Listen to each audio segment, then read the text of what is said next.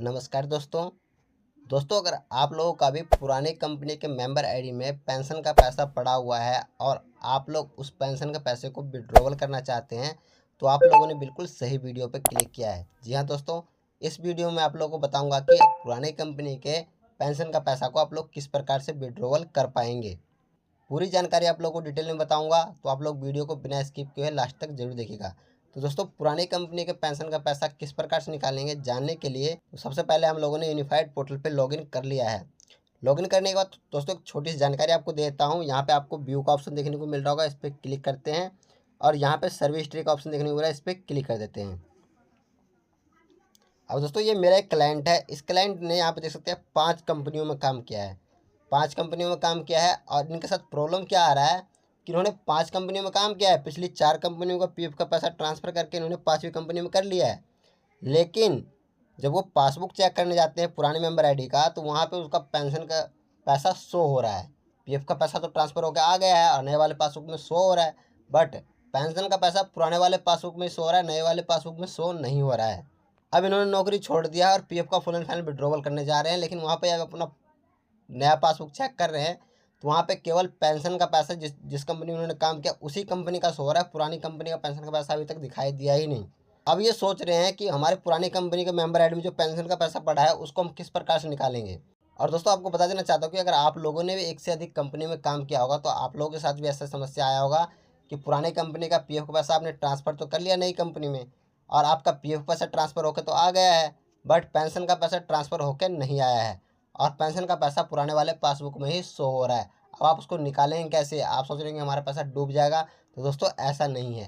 तो आप पुरानी कंपनी में डेट ऑफ एग्जिट मेंशन करने के बाद पीएफ का पैसा जब ट्रांसफ़र रिक्वेस्ट लगाते हैं तो पीएफ का पैसा तो आपका ट्रांसफ़र होकर आ जाता है, बट पेंशन का पैसा उसी पासबुक में रखा हुआ होता है और उसका केवल सर्विस ट्रांसफ़र होता है।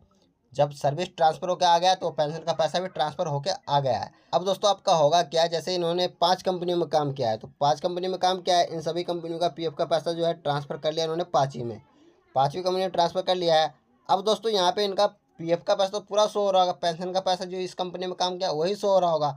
लेकिन जब यहाँ पे इन्होंने ये फुल एंड फाइनल विड्रॉवल करेंगे, पीएफ का पूरा पैसा विड्रॉवल करने के लिए जाएंगे, तो यहाँ पे क्या होगा कि इनका फॉर्म 90 भरेंगे तो पीएफ का पैसा विड्रॉवल होगा और फॉर्म 10C जब भरेंगे और फॉर्म 10C भर कर सबमिट करेंगे, उनका फॉर्म 10C जब अफेक्ट कर लिया जाएगा ईपीएफओ द्वारा, तो इस कंपनी में जो देखते हैं 1 नंबर 2 नंबर 3 नंबर 4 नंबर, इनमें जो पेंशन का पैसा शो हो रहा था पासबुक में वो सारा पेंशन का पैसा जुड़ के इनके बैंक अकाउंट में आ जाएगा।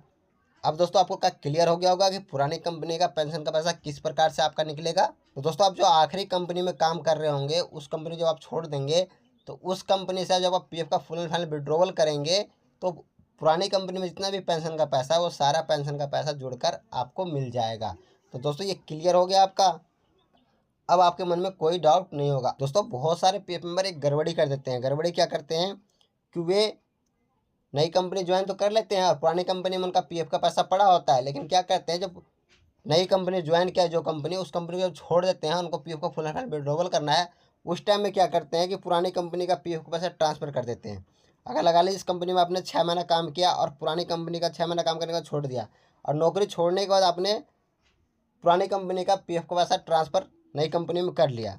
करने के बाद क्या करते हैं कि जैसे ट्रांसफ़र रिक्वेस्ट लगाया और उनका पीएफ का पैसा जैसे ट्रांसफ़र होकर आ गया, वो क्या करते हैं तुरंत ही फॉर्म 90 या 10C भर के अप्लाई कर देते हैं। तो दोस्तों उनका क्या होता है कि पेंशन का पैसा कम आता है।